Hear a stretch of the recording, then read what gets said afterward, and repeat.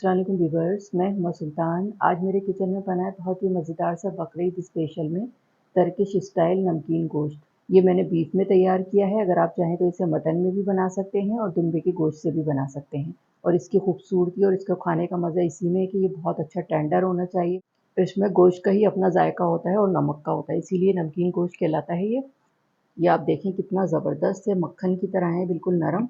और ये देखें रोगनी नान, तंदूरी नान, चपाती बहुत मज़े का लगता है इसके साथ ये देखें, ये बोटी ज़बरदस्त किस्म की, ये देखें।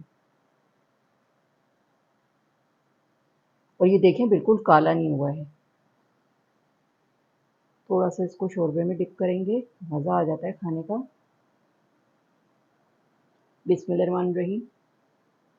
बहुत ही टेस्टी बना है, बहुत ही सौंदा सौंदा। और ये देख सकते हैं मुंह में जाते ही घुल जाता है, मक्खन की तरह नरम और जूसी। तो चलें फिर इसको बनाना स्टार्ट करते हैं।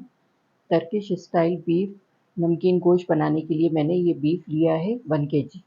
ये चाँपें हैं बड़ी-बड़ी। ये देखिए इसमें मीट भी, ये गोश्त भी लगा हुआ है साइडों में और थोड़ी-थोड़ी चर्बी भी है इसमें। इसको मैंने अच्छी तरह वॉश कर लिया है। सबसे पहले लगेगा इसमें नमक। ये इस तरह से करके नमक लगाएंगे, फैला के डालना है इस तरह से।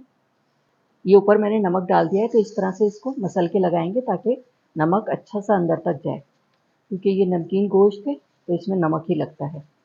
अब इसको पलट देंगे।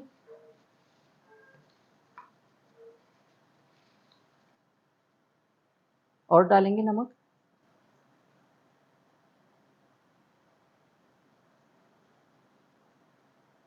फिर से लगाएंगे इस तरह से मसल मसल के।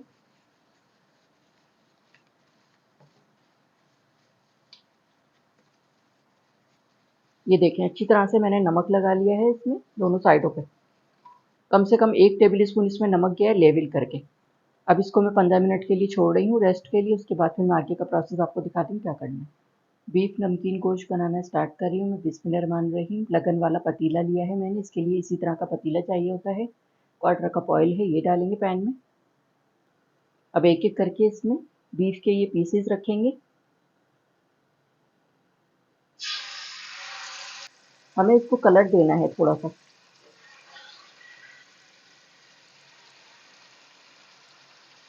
थोड़ा सा इसको आगे पीछे कर लेंगे क्योंकि ये चिपक जाता है। अब इसको पलट पलट के कलर देंगे, हल्का हल्का कलर देना है इसको।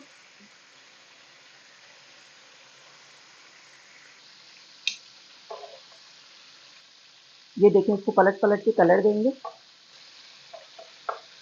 ये देखिए मैंने इसको पलट पलट के फ्राई कर लिया। इस तरह से ये कलर आ गया है और अच्छा सा ये फ्राई होके ये कलर आ गया है इसके ऊपर, इस तरह होना चाहिए। अब इसमें डालेंगे पानी इसको गलाने के लिए।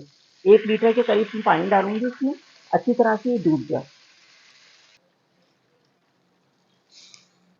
ये देखें ये अच्छी तरह से डूब गया है। 1/4 कप ऑयल और डालेंगे इसमें, बड़ा अच्छा जूसी जूसी बनेगा ये। अब इसमें उबाल आ जाएगा तो आंच हल्की करके मैं इसको 4 घंटे तक पकाऊंगी ताकि खूब अच्छा सा ये टेंडर हो जाए। हल्की हल्की आंच पे पकेगा, इसके जूसेस निकलेंगे सारे पानी में और बहुत ज़बरदस्त टेस्ट आता है उससे। ये देखें इसमें उबाल आ गया है, पकना स्टार्ट हो गया है। अब हल्की आंच पे मैं इसको रख रही हूँ 4 घंटे के लिए ताकि ये खूब अच्छा सा टेंडर हो जाए। उसके बाद फिर मैं आगे का प्रोसेस आपको दिखाती हूँ क्या करना है। नमकीन गोश्त को मैंने गलाने के लिए रखा था 4 घंटे के लिए हल्की आंच पे, और बीच बीच में मैंने इसको चेक भी किया था। और ये देखें बहुत अच्छा सा ये टेंडर हो गया। दिखाती हूँ मैं आपको। ये आप देख सकते हैं, देखने में ही पता चल रहा है। ये देखें कितना अच्छा सा हो गया ये टेंडर। ये देखें। चले अब मैं डिश आउट करके आपको दिखाती हूँ। नमकीन गोश्त तैयार हो गया है, चले मैं इसको डिश आउट करती हूँ। ढकना खोलते ही इतनी ज़बरदस्त किस्म की इसकी खुशबू आई है, बहुत ही सौंधी सौंधी सी। और आप देख सकते हैं इसको देखने में ही कितना मज़े का लग रहा है। ये देखें बीफ इतना अच्छा टेंडर हुआ है कि ये देखें हड्डियाँ खुद ब खुद अलग हो गई हैं इसकी। ये देखें आप, ये देखें इसकी खूबसूरती और खाने का मज़ा इसी में है कि ये बहुत अच्छा सा टेंडर होना चाहिए। आप लोग भी ये मज़ेदार सा टर्किश स्टाइल नमकीन गोश्त बनाकर ज़रूर ट्राई कीजिएगा। इंशाल्लाह सब घर वाले मेहमान बहुत शौक़ से खाएँगे।